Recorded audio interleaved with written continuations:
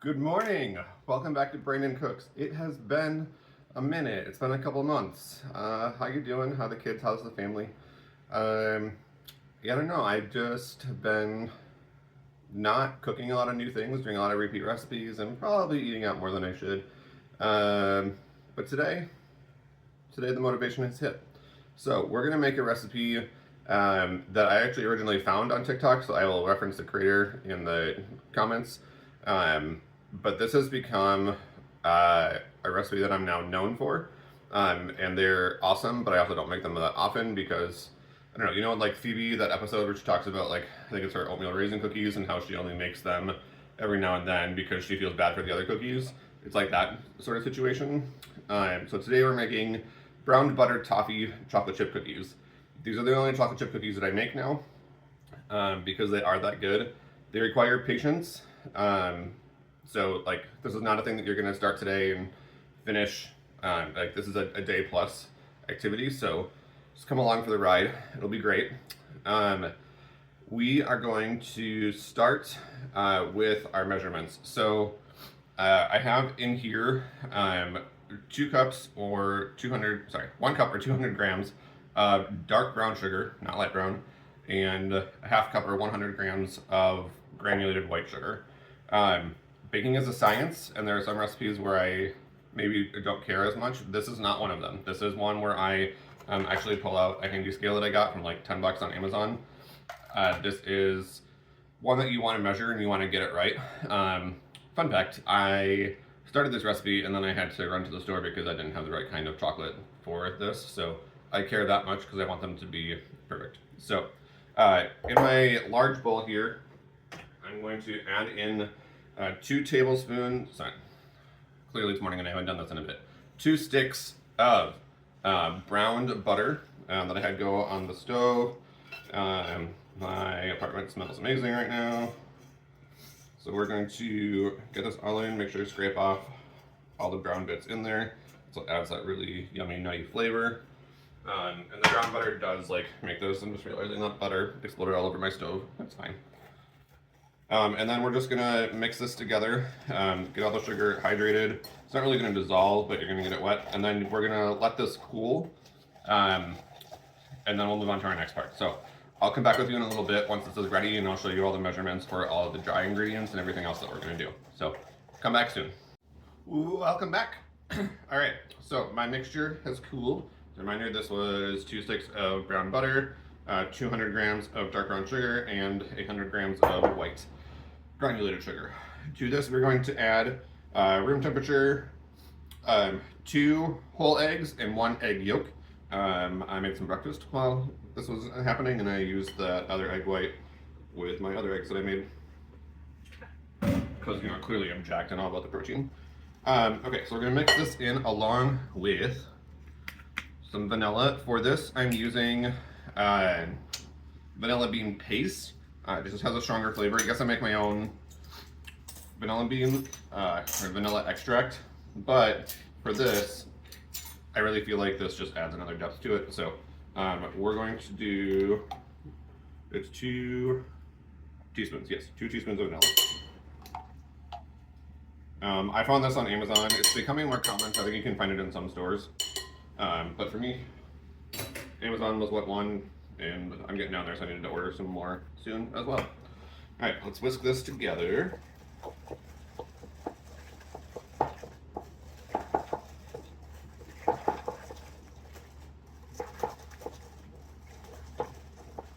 Beautiful. The dark brown sugar that I had maybe was a little old, and I'm having some chunks in there, but it's fine. I'll just make for sweet little nuggets. So that's what we're kind of looking like right now. Now we're going to get our dry ingredients together. So again, I'm using my scale. I'm going to zero out, and I'm going to zero out with the my measuring bowl on it, and then everything's going to go in here. So to start with, I forgot we had 2 different types of flour for this, and yes, it matters. So we're doing first 1.5 cups or 190 grams, which is what I'm looking for, of regular all-purpose flour. So because I'm measuring by weight here, I'm not worried about sifting it right now. 156. 190 grams. And then we're also going to do 127 grams, or about 1 cup of bread flour.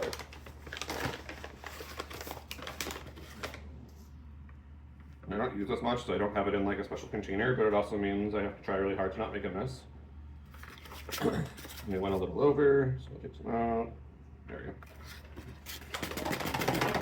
Perfect.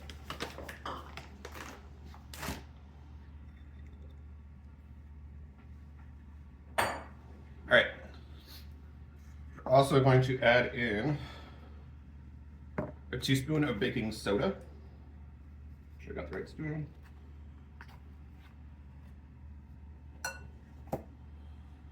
A teaspoon of salt. It says fine sea salt, but I'm just using table salt because that's fine.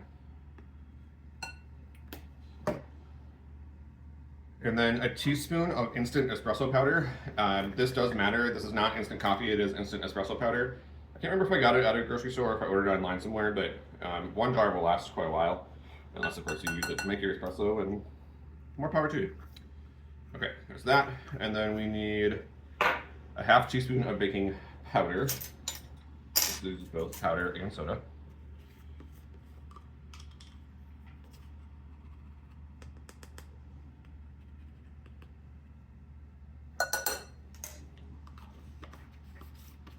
Alright, I'm gonna whisk my dry ingredients together.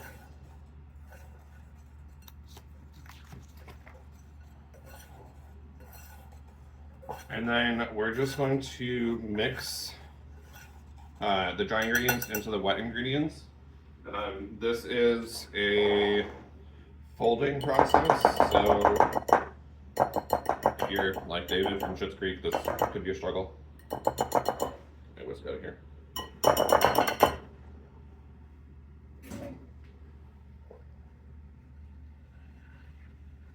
And here we go. Now fold. Just mix the dry ingredients into your batter. And I already want to eat this because it smells so good.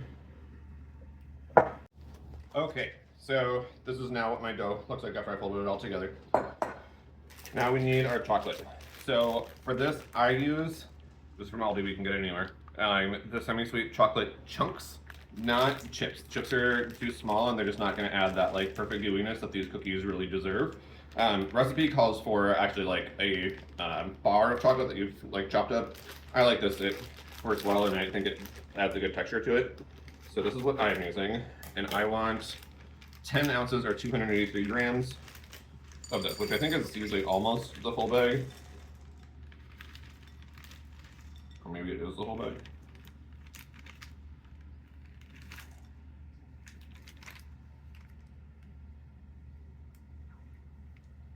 Why not? Alright. That goes in. Okay. And then toffee. So recipe calls for crumbled homemade toffee.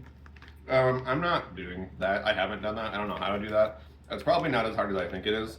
But I buy this, the Heath toffee bits. Works great. That's what I've used every time I made this. And nobody complains, so that's what I'm sticking with. So to this, we need a cup. This is not a weighted one, so I'm just going to pour it into my 1 cup measure.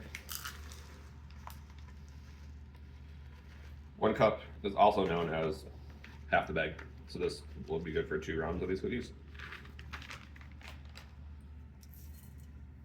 All right, so here's our dough once everything is all mixed in and looking good.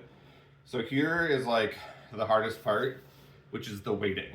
So you should not go right into the oven with your dough from here. If you do, because the dough is not cold, this is true really for like any cookies, they're just gonna spread really thin and you're not gonna get that like chewy bite that I love.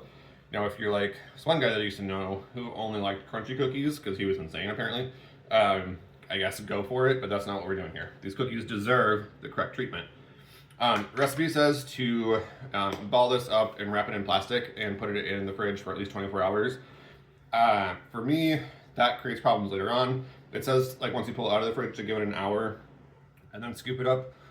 I do that first, so I'm going to scoop this now and then put it into the fridge, and it'll just make it a lot easier and quicker once I'm ready to bake these.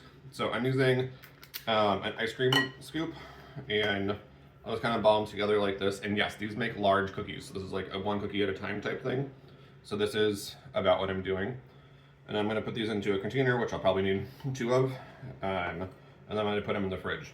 Also from here, this is a thing where if you want to freeze them from here, like make a batch or make a double batch and just have them in the freezer so you can pull them out when you're expecting company or something like that, that's a really good idea too.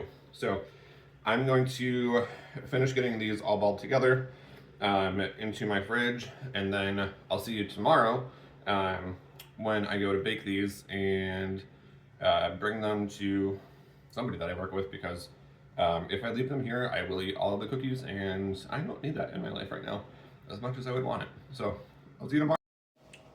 All right, hello, I'm back. Shout out to my friend Rob for this lovely apron that he got me with my name on it for my birthday last month. I got to put it on earlier, so we'll rock it out now. Cool. So I'm cheating from what I told you before, and I'm gonna bake my cookies now. They've been in the fridge for like 10 hours or so. Not 24 overnight, but it should still be okay. So I have my oven preheated to 350, and I have my baking sheets, and I'm gonna get parchment paper. This helps for the bottoms to not overbake or burn. And then I'm going to take my cookie dough balls out. And I was able to make 13 this time. I feel like I'm always between like 13 and 15 depending on how large I make them. But we're just gonna bake 6 at a time. So we're gonna put them on my cookie sheet, which you can kind of see. And we're gonna bake them, it says 12 to 14 minutes. I typically will go on the lower end of a range like that, especially for cookies, because I want them to be a little underbaked so they're gooey and chewy and all of that. These might need like 13 minutes because I am pulling them directly out of the fridge, but we'll see. So these are gonna come out, and then as soon as they're done and ready, and I'll show you what that is, we are also going to sprinkle them with a little bit of sea salt. It gives it like just an extra little finishing touch. So we'll be back in a little bit once these are baked, and I will try my best to not eat all of them before I go to bed tonight. All right, my cookies are out. I did do them at about 13 minutes. The middles are puffed up, which I think is just a result of the fridge time, but I think we're okay. That's what we're looking like. They are very, very hot. And I'm gonna take my flaky sea salt and just kind of crumble it and sprinkle it over the top. Not all of it's gonna stick, but that's okay. So we're gonna do this, and then I'll let them cool. Meanwhile, I'm gonna get another batch in the oven, and we'll be all set. I'm excited to show you what these look like in just a minute. Bye. All right, at long last, our moment is here. Take a look at this cookie. Look at it, it's so big. Now,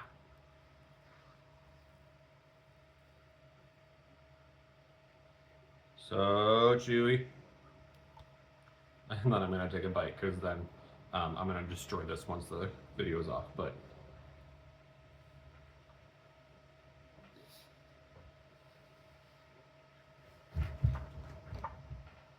it's so good. I've had more than one person tell me that this is the best chocolate chip cookies I've ever had. I agree.